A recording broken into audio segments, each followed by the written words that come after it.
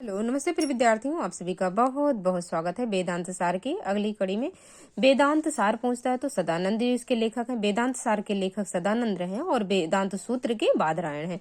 सदानंद के गुरु जी का नाम अद्वैयानंद था। अनुबंध कितने हैं? सबसे पहले इसमें हमें पढ़ना है अनुबंध। वेदांत सार में सदानंद योगेंद्र जी 4 अनुबंध बताते हैं। अधिकारी, वेदांत सार पढ़ने का अधिकारी कौन है, वेदांत सार का विषय क्या है और वेदांत सार संबंध क्या है और प्रयोजन क्या है। तो प्रयोजन तो है स्वस्वरूपानंदा वाप्ति से।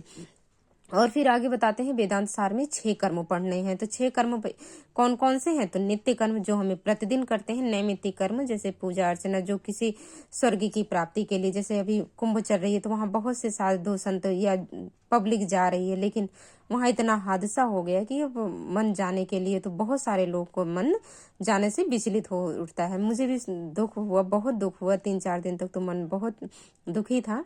अब यहाँ पे हमें 6 कर्म पढ़ना। तो नित्य कर्म, नैमित्तिक कर्म। नैमित्तिक कर्म जैसे स्वर्ग आदि प्राप्ति के लिए जो साधना करते हैं, और काम्य कर्म किसी विशेष कर्म से किया गया। जैसे काम्य कर्म किसने किया था? दशरथ ने पुत्रेष्टि यज्ञ किया था, तो किसी विशेष कामना से किया। विशेष कामना से काम्य कर्म का यही ध्यान रखना कि विशेष कामना से किया। निषिद्ध कर्म जैसे ब्राह्मण हत्या, गौ हत्या, ये सब निषिद्ध कर्म है। प्रायश्चित कर्म जैसे हमें अनजाने अनजाने में जो पाप हो गया है उसको हमें प्रायश्चित करना। तो और उपासना कर्म जो ब्रह्म के सामने अपनी जो पूजा अर्चना हम करते हैं वही उपासना है।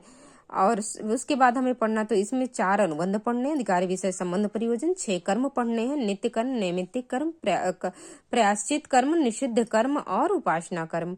और फिर आधा है इसमें साधन चतुष्टय। तो साधन चतुष्टय भी भैया कितने हैं? 4 हैं। साधन चतुष्टय में पहले आता है नित्यानित्य वस्तु विवेक।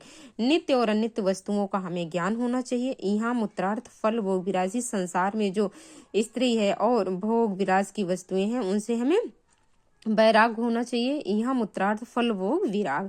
और तीसरा है सम समाधि षटक संपत्तियां। सम से कह करके उन्होंने 6 को इसी में कह दिया समाधि। तो 6 संपत्तियां आती हैं।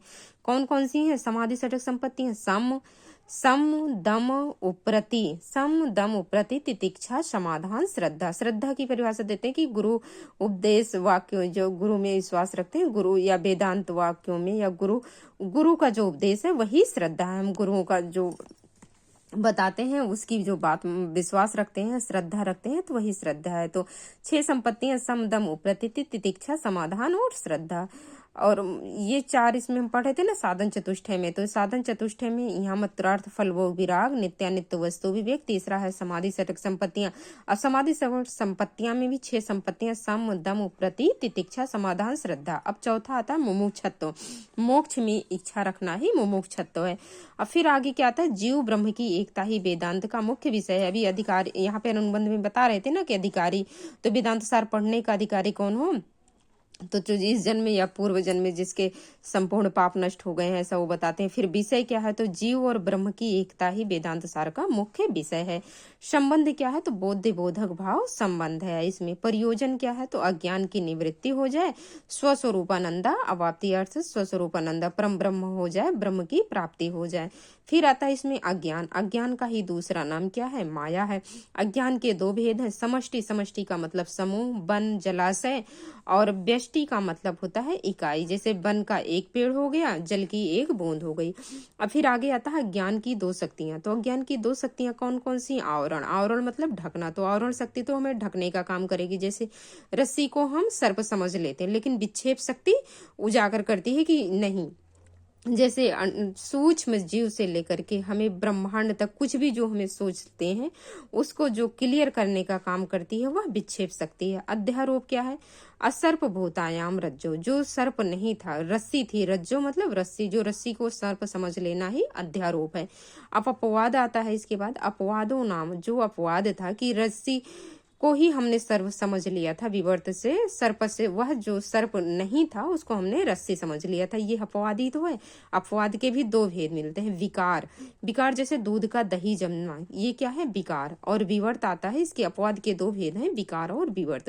तो विकार का दूध में दही जमना ही विकार है, और विवर्त है जो जैसे दूध को ही हम दही समझ लें, या जैसे किसी चीज को हम, वह चीज होती नहीं है उसको हम समझ, जैसे रस्सी को सर्प समझ लेना, तो वह रस्सी तो जो है सर्प नहीं थी ना, तो वही समझ लेना। या दही को दूध समझना, दूध को दही, विवर्त ये है कि जो नहीं था उसको समझ लेना, और विकार है जो दूध का दही में परिवर्तन हो जाना। और सूक्ष्म शरीर आता है उसके बाद। सूक्ष्म शरीर को ही लिंग शरीर कहते हैं। लिंग शरीर 17 तत्वों से मिलकर बना है हमारा, कहाँ वेदांत सार की। यही सांख्य में जब आता है तो यहाँ पर 18 सूक्ष्म तत्वों का निर्माण 18 तत्वों से होता है। 5 ज्ञानेंद्रियां। 5 ज्ञानेंद्रियां कौन कौन सी? स्रोत, त्वक, चक्षु, जिह्वा, घ्राण और 5 इसमें 5 क्या हमारी ज्ञानेंद्रियां। स्रोत मतलब सुनना, त्वक मतलब त्वचा, तो त्वचा हमें स्पर्श से पता लगता है कि भाई ठंडी हवा चल रही है या गर्मी चल रही है, तो हमें त्वचा से, चक्षु से हम देखते हैं। जीवा स्वाद, खट्टा मीठा कड़वा कसैला। घ्राण हमें सूंघ कर पता चलता है कि यहाँ दुर्गंध आ रही है, सुगंध आ रही है। तो यहाँ 5 हमारी ज्ञानेंद्रियां। पंच कर्मेंद्रियां कौन कौन सी है? पंच कर्मेंद्रियां वाक, जो हमारी वाणी है, पाणी हाथ, पाद पैर, पाई ऊपर से ये गुदा द्वारार्थ जो मल त्याग होते हैं।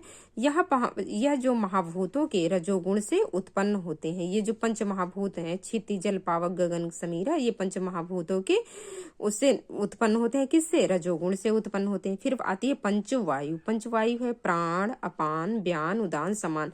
इसलिए जो है इसको क्लियर देखना कि प्राण अपान, कभी सीरियल वाले ही पूछते हैं कि इनका क्रम से लिखो, तो पहले प्राण, अपान, व्यान, उदान, समान।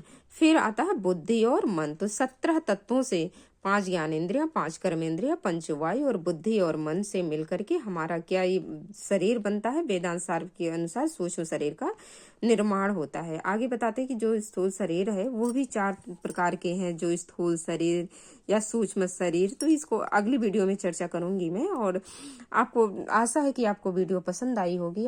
पसंद आती है तो लाइक, सब्सक्राइब, शेयर जरूर कीजिएगा। कमेंट करके जरूर बताइएगा कि हाँ आपको वीडियो कैसी लगी। अगर नहीं अच्छी लगती तो डिसलाइक भी कीजिएगा, आपके ऊपर है। Thank you. मिलते हैं नेक्स्ट वीडियो में।